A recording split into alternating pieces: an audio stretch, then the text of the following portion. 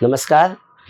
आज हमारे young Bharat studio में यहाँ की समाज सेवा की विशिष्ट पहचान और विविध संगठनों से जुड़ी नेहा यादव सक्सेना जी हैं।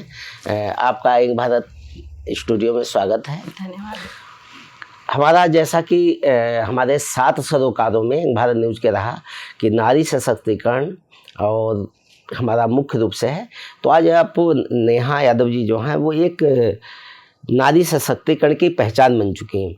और आज बुलाने का मुख्य आशय ये है कि आपने जो बेटियों को आगे पढ़ाने के लिए, खासकर जो दिव्यांग हैं, आर्थिक रूप से कमज़ोर हैं, उसके लिए जो आपका काम है वो सैल्यूट करने योग्य है। नेहा जी, चूँकि आप तो विविध संगठनों से जुड़ी रही हैं, आपकी संस्था जो मातृत्व सोशल वेलफेयर जो है उसके माध्यम से आपके बड़े कार्य जो हैं चर्चित रहे हैं, काफ़ी नाम सुना है, उसके बारे में थोड़ा बताएं और फिर और बात करेंगे।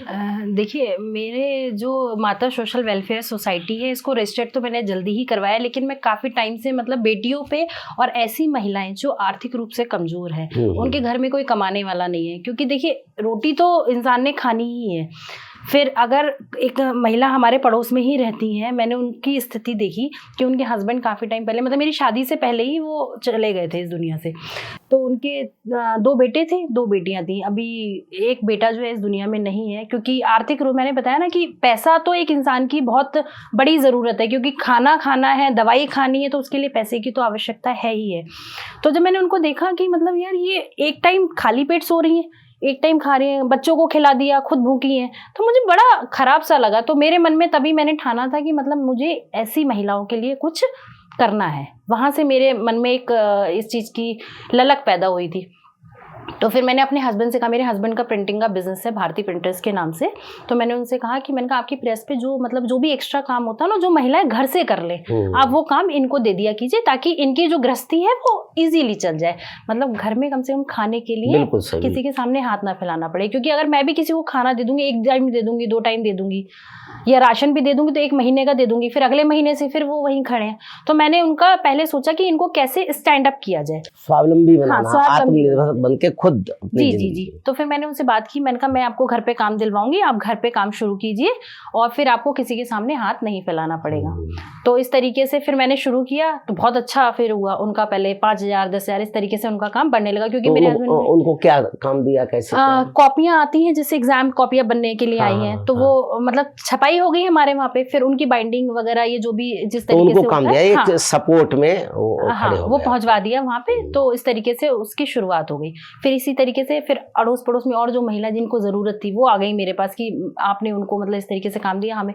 तो फिर मुझे लगा कि मतलब बहुत ज़रूरत है इस चीज़ की, मतलब ज़रूरतमंदों तक वो चीज़ पहुंची। तो उसकी प्रसन्नता मुझे अच्छा लगा। हाँ, आज वो बहुत खुश हैं, किसी भी चीज़ के लिए उन्हें किसी के सामने हाथ फैलाने की। तो इससे उनकी अतिरिक्त आय जो है मासिक कितनी हो जाती है? कभी 10 का भी काम कर लिया, कभी 20 का भी काम कर लिया, डिपेंड करता है कि सीजन में कितना काम किस तरीके। अभी आए और कितना। हाँ, एग्जाम के टाइम पे जैसे बहुत ज़्यादा ही कॉपियों की डिमांड होती है, और भी बहुत सारे काम है। तो ये तो उनका स्वावलंबन के लिए, जो बेटियों को पढ़ाने के लिए या इस तरीके शिक्षा के क्षेत्र में। उसके बाद जब मैंने उन्हीं की 2 बेटियों को देखा, तो मैंने उनसे कहा कि आप इनको पढ़ा लो, ठीक है। लेकिन वही होता है कि बच्चा जब थोड़ा बड़ा हो जाता है, शुरू से शिक्षा में इंटरेस्ट नहीं रहा, तो फिर वो उसमें फिर मन नहीं लगाता है। तो फिर अब मेरे घर पे जो काम करती है लेडी, उसको पता चला कि भाभी जो है इस तरीके से काम कर रही है, तो उसने कहा कि मेरी खुद के मतलब 5 बच्चे हैं भाभी, अगर आप मुझे थोड़ा मदद करोगे तो मुझे बहुत अच्छा लगेगा। तो मैंने कहा ठीक है, बताओ आप मुझे।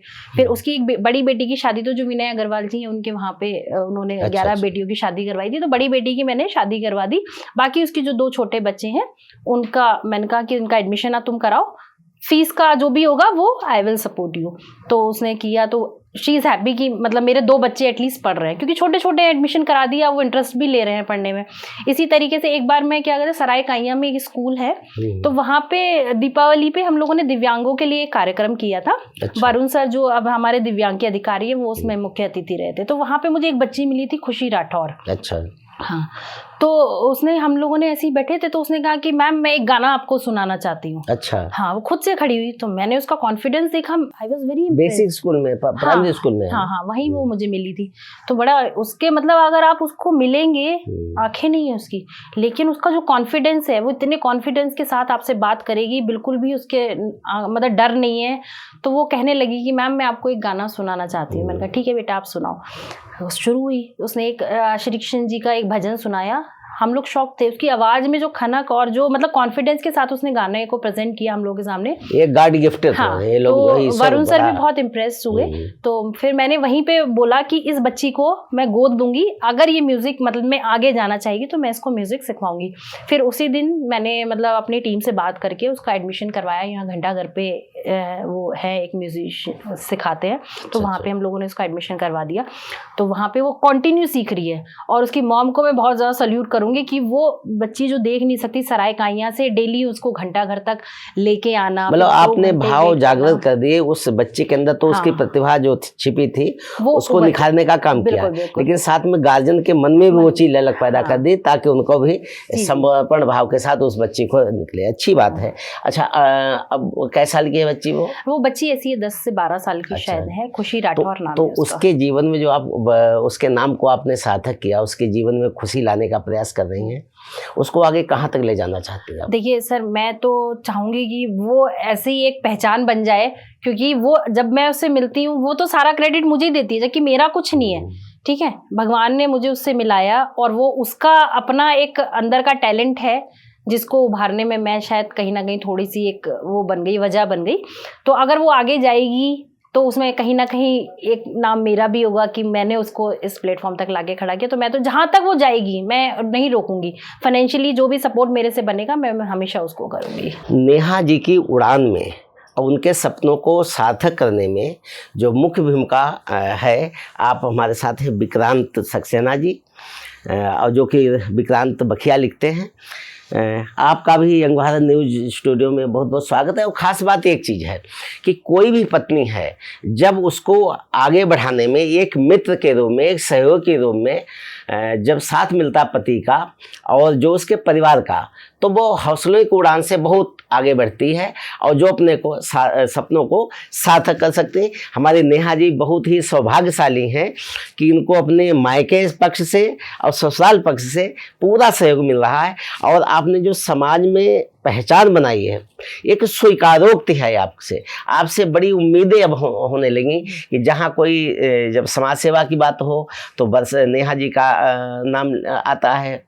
किसी बेटी की शादी हो, कोई आर्थिक रूप से कमज़ोर हो, तो ये जो उम्मीद आपने जगाई है, तो हमें पूरा भरोसा है कि आप और विक्रांत जी मिलकर के एक नई यहाँ पे सोच के साथ आगे बढ़ेंगे और नई पहचान बनेंगे। और उम्मीद जो है वो सभी की पूरी होगी और आपके सपने सार्थक होंगे। बहुत बहुत धन्यवाद आप दोनों लोगों का कि आप हमारे यंग भारत न्यूज स्टूडियो में आए। Thank you.